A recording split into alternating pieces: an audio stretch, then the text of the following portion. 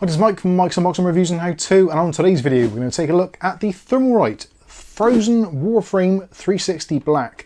Now this is actually an extremely cost-effective all-in-one liquid cooler for your computer. And this has actually got some really good specs. It's also got a very wide compatibility range, even supports the as of yet unreleased Intel 1851 socket. And also you've got your LGA 1700s, AM4, AM5, etc, etc. So pretty much most modern systems, this is going to be absolutely great for. And one of the real key things it's got is a very nice IPS screen to display all of your statistics, such as your GPU temperature, CPU temperature, the frequencies, all that kind of good stuff. And the software, the TRCC software, actually allows you to customize that even further to your own particular liking.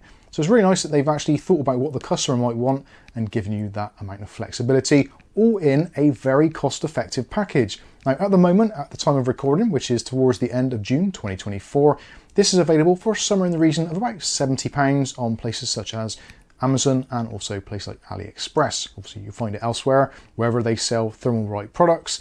I will put some links in the video description, and as always, those links will be affiliated, so potentially we may earn a small commission from any purchases made. It doesn't cost you anything extra, but it certainly does go some way to help out the channel. And while we're talking of helping the channel, I should say this was sent to us very kindly by a good friend of the channel, Andy Archer. Thank you very much appreciated. And also there are a load of different versions of this available. So depending on what size you want, there's also a 240, which may fit in with some people's smaller systems a little bit better. There's options of a black version, a white version, an ARGB version, and the non-RGB version. Now today we've got the black version, the non-RGB 360. And again, all the prices are very similar. If you want the RGB one, it's only going to cost you about £5 to £10 more, if that. Potentially you might even find it at exactly the same price, which is excellent. So we'll start off with the somewhat reflective packaging. So as you can see, it tells you exactly what it is here. Thermalright Frozen Warframe 360 Black, and pretty much front and center there, it's showing you that really lovely IPS screen, which is detachable, connects via a USB Type-C connection. So you can actually just plug it into a regular Type A port if you've got a Type-C to Type A cable. So if you want to put it somewhere else, you certainly can do, although it is magnetic and will fit onto the pump head, and also is rotatable as well, so you can turn it to whichever way suits you. So if you're pipes to the left guy, then you can put it one way. If you're pipes to the right, then you can do whatever you want to. Again, extremely flexible, which I really do appreciate. As it says on the box there, supports the Ryzen 7000 series and obviously 8000 and the soon to be released 9000 series. It's going to be absolutely fine for that on the AM5 platform, and of course anything on AM4 is going to be absolutely fine for as well, such as your 5800 X3Ds, which this should do a fantastic job with. When it comes to Intel, it does say on there it's the LGA 1700 socket, but that is going to be socket compatible with the new to be released the 1851 socket. On the back of the box, it goes through some of the specifications for both the pump section and also the fans. So quickly looking at the pump, you've got an RPM of up to 3000 RPM. It is fully PWM controlled and actually very quiet. I've done some very brief testing on that through the different RPM ranges, and it's actually one of the quietest pumps I've heard, or not heard, if you get what I mean. When it comes to the fans included, this is using the TLP12 fans, which are the new improved ones from Thermalright. These have a rotational speed of up to 2000 RPM, although I did find in testing, these went a little bit over that, so about 2100. They do say on there plus or minus 10%, so that is within normal tolerances. It goes down to somewhere in the region of about 500 RPM, so if you want to run it really low and slow, then you can do, and it'll be extremely quiet. I did notice that the fans didn't really get noticeable until somewhere in the region about 1400 to 1500 RPM, so about 3/4 of their total capacity. At 2000 RPM plus, you can obviously hear them. There is a lot of air moving, and it is up against a radiator, so you do get that kind of noise, but it's not too bad and doesn't have that terrible whine to it, just the whooshing of air passing through the system. So let's have a look at what we actually get in the box. So we get obviously the radiator itself. This is the 360, as we said. Got a nice Thermalright logo on there. Not entirely discreet, but most of that will probably be covered up by your case anyway. You've got the fans, which are actually pre-installed out of the factory, and the fans themselves also have PWM pass-through. So if you're a little bit concerned that maybe you don't have enough connections to connect it all up, they do have a pass-through. And also included in the accessories kit, there is actually a 3-to-1 connector, so you can put those together. You don't really need the daisy chains, but potentially you might want to. The choice is down to you. The pump head's actually connected to the radiator with these really nice overly braided tubes. Very nice to see, nice and well protected. And also they do have 3 of these included Thermalright clips on there to try and do a little bit of cable management.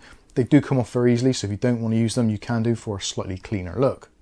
Next up, we'll come to the pump head, and as I said, 3000 RPM on there. Basically a silent, one of the quietest pumps I've heard or not heard in a very long time, so really do appreciate that. The design, I think, may not be for everybody with the golden Warframe around the outside edge. Potentially a Sharpie could fix that, or a little bit of paint if you wanted to. I actually quite like having a little bit of a highlight on there. I think it makes it stand out from the crowd a little bit. And of course, what makes it does stand out from the crowd is this really nice little IPS display, which is removable, as I said. So it's just held on with magnets. There's magnets on the back, and potentially you might want to just use it like this, showing off the gold, and put this somewhere else. It is magnetic, so you can stick it somewhere else on your PC should you wish to. So that just attaches, and if you need to rotate it, you can do in any direction. In order to connect this to your computer, there is on the bottom, if I can find it, there we go, a USB Type-C connection. Also comes included with a right-angled USB Type-C connection, so to make that wiring a little bit more discreet in your case, like it's sticking right out. So yeah, I really do like that. And of course, the software that you can download for this, the TRCC software, it's very good, very flexible. We'll do a little bit more in depth on that. Potentially might even do a separate video because there's an absolute ton of things to cover. Essentially, there are presets, about 10 presets, which you can go through to see which one suits you, or you can just make up your own. You can also resize text, move the text around, show various parts of your system that you want to. The only thing I did find with this at the moment is you can insert text. So if you wanted to put, say for instance, your logo or something, in my instance, because Mike's unboxing, the mic is a different font than the unboxing. Unfortunately, you can only have 1 font per line of text, which is, yeah, a little bit unfortunate, but that is being extremely nitpicky. Other than that, you can install things like GIFs, images, basically just go completely to town with it to suit whatever you want to. It will show things like the time, the date, CPU temperature, GPU temperature, speeds, yeah, all that kind of cool stuff, which obviously we'll take a look at a little bit later. On the bottom, as you'd expect, you've got a copper base plate there with a protective layer on there. Actually quite a nice size as well, so that's going to be fine for AM4, AM5, and also for the more rectangular CPU dies for Intel processors. Next, we'll take a look at the accessories pack. So you get a user guide there. As always with Thermalright, these guides are great. Shows you basically everything you need to do. There's also QR codes in there as well, so you can download it and also download the software. I'll try and put links for that in the video description if you need it. There's also all of your connectivity options. So you've got the 3-to-1 PWM connector, as I said a little bit earlier. There's also the right-angled USB Type-C connector, which goes into the side of the pump, or the LCD screen, or IPS screen rather. And then this bit connects to the USB header on your motherboard to communicate with the software.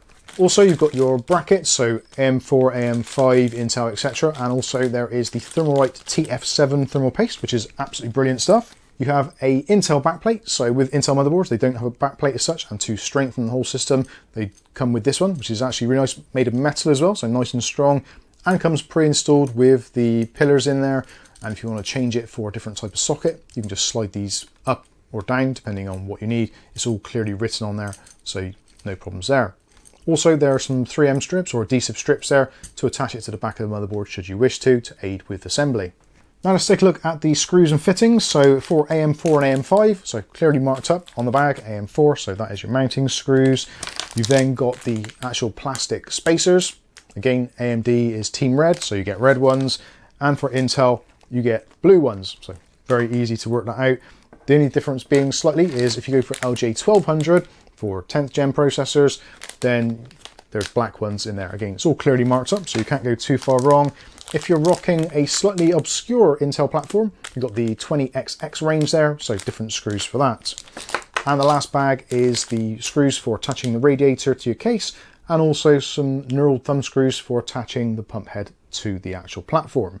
So there you go, there are all the fitting accessories. Now let's get this thing installed, and then we'll come back, do some testing, and I'll come back then and give you the results and also my final thoughts and recommendations.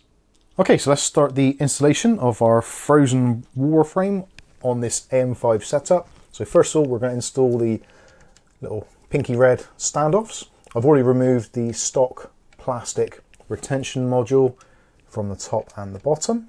So there are our standoffs in place. Next we're going to need to grab the AMD brackets and the 4 AMD screws, and these go with the kind of semicircle pointing inwards. If you get the screw started, then just leave this slightly loose. It'll make it easier for actually getting the other side in, and you should be able to get it done with just one hand, which is actually quite useful because that's exactly what I've got free and available to use. So tighten those up until they go to a completely hard stop, and then I can do the bottom one. I should have mentioned these actually have a kind of thumb screw, so you don't really actually need a screwdriver apart from just to do the very last part of it. So that's the brackets installed, so now we can apply some thermal paste in the center there. It's probably too much, but it'll squish out, and of course we have got our paste guard on the side there, so any additional extra is going to be easy to remove. So now that's installed, we can actually get the radiator installed into the top of the case, and then we can get all the pipes in the right places and just line things up, see how it's going to look. So before we put the radiator in, we've got 3 cables coming off of the actual radiator for the 3 fans. So we can either choose to use the daisy chain, which is included, so PWM to 3 pins, or you can just daisy chain them together. The choice is really going to be down to you, whatever you choose to do. I'm actually going to go with the daisy chain and put all these into this socket, which might give us a little bit more to have to cable manage behind, but at least we've got a longer section here for connecting up to our CPU header. I'm going to go ahead and plug this cable into the CPU header, which is this grey coloured one. And then what I'm going to plan to do is to then pull the cable through to the back of the machine. And then as I put this into position, I can pull all those cables up through this hole. As I pull the cables through, I can put the radiator into position somewhat, and then I can start affixing the screws into the top to hold it into place. 2 of the screws are installed already, just to hold it in place. So now I'm going to go ahead and put the remaining screws into the radiator. Due to the position of the radiator, I have got 2 screws left over. They would go somewhere in here, but I don't want it to be completely over this way or completely over that way, so this will be absolutely fine. So now we can attach the pump head to the frame. Very important, make sure you remove the protective film off the bottom. And then what we're going to do is to just twist that round, and it's going to end up something like that. Okay, so now we're going to install the pump head, and I'll put it in place, and I've got the screws done, a couple of turns each. And all you want to do is get your screwdriver and gently torque down the screws. Do about 3 or 4 turns, just so you get some nice even mounting pressure on there. And do the screws up until you come to a hard stop. Something I've noticed with AM5, particularly on the tension, is once you get it down to a hard stop, loosen it off maybe a couple of turns. And this will stop the processor being squeezed and potentially knocking some of your pins on the LGA out of alignment.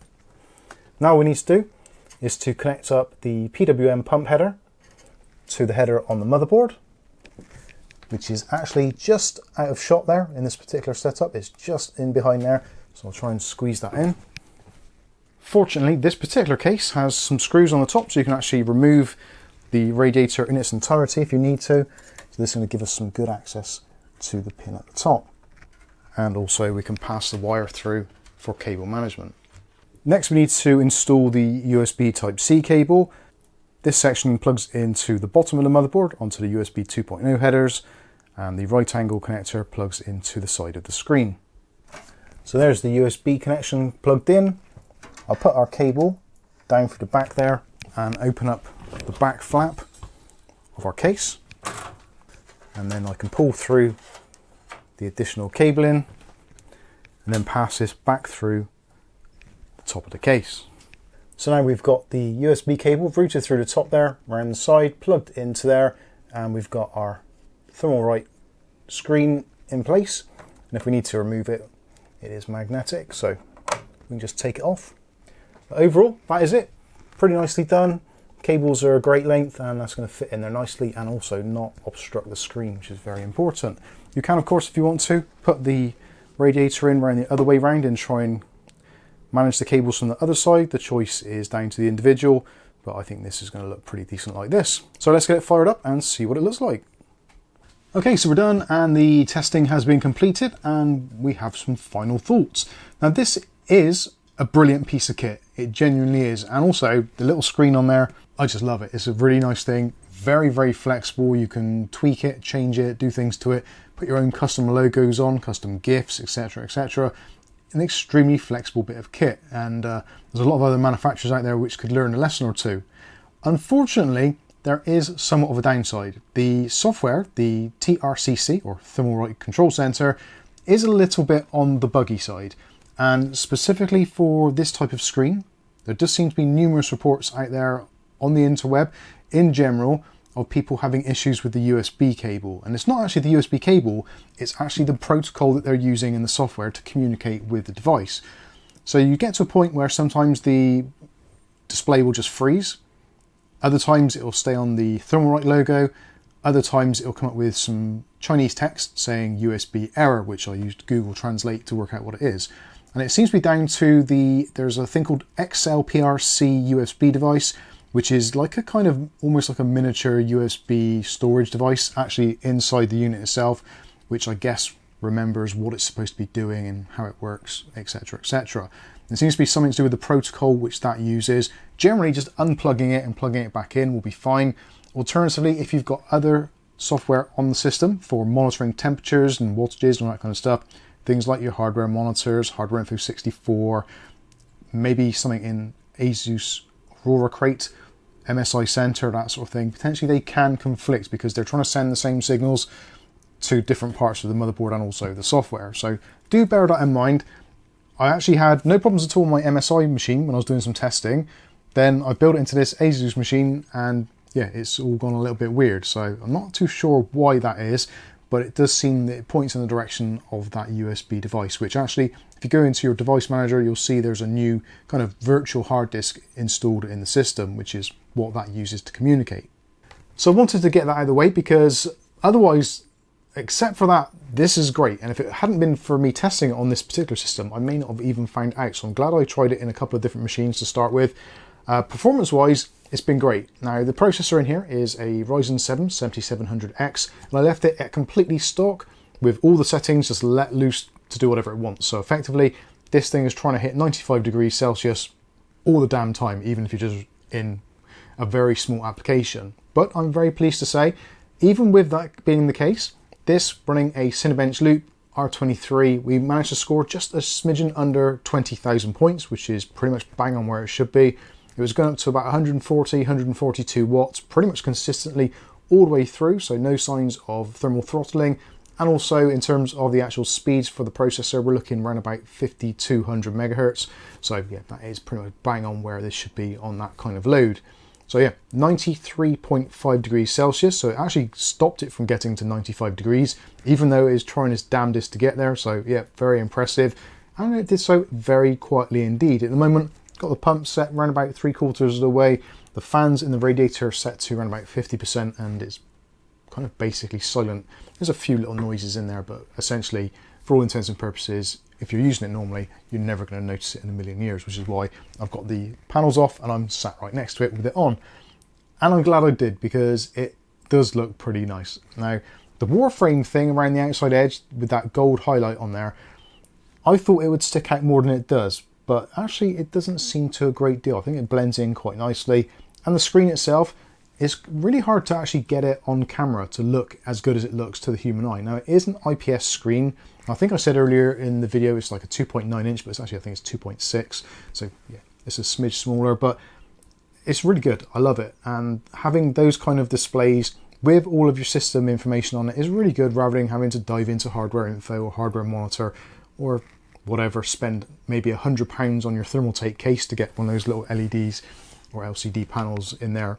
This, you get all of that and more for around about £60 to £70, which I think is very good value for money. It seems to work very well. The hoses bend and flex very nicely, very easy to manage, very easy to install, as are pretty much all Thermalright products.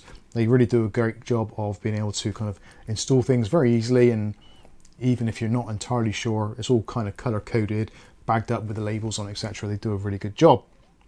So overall, very impressed with this indeed, and actually I'm going to go ahead and do some more testing with this and see if I can work out what is actually going on with that software, and if I can find a kind of specific fix for it, then I will make a standalone video on that. There will also be a standalone video as well on how to configure the software to make your display do whatever you want it to, maybe change it completely, have animations on there, all that kind of stuff. So if you want to see either of those two videos, make sure you're subscribed to the channel, and that way you'll be notified of future video releases. But I think that is going to pretty much wrap it up. Very impressed, excellent price, loads of features on there. Thermalright done a great job. Just need to have a little bit of a look on that software, which is good actually, because it is software on a reasonably regular basis. So hopefully those little quirks we can nail and nip that stuff in the bud before it gets out of hand, which potentially it might do for some people who are getting frustrated with it, as I was a little bit earlier. But anyway, like I said, massive shout out again to Andy Archer for sending this over for us to take a look at and review it. Yeah, I'm absolutely blown away by what you can get out of this thing for the money. It really is great. As we always say about Thermalright products, yes, they may not have the best software and the best packaging, but when it comes to the actual product itself and the performance, I don't think you can fault them at all. So that's my thoughts on it. Let me know what your thoughts are in that comments section below. But for now, I've been Mike. This is Mike's Unboxing Reviews and How To, and hopefully we'll catch you in the very next video. Thanks for watching.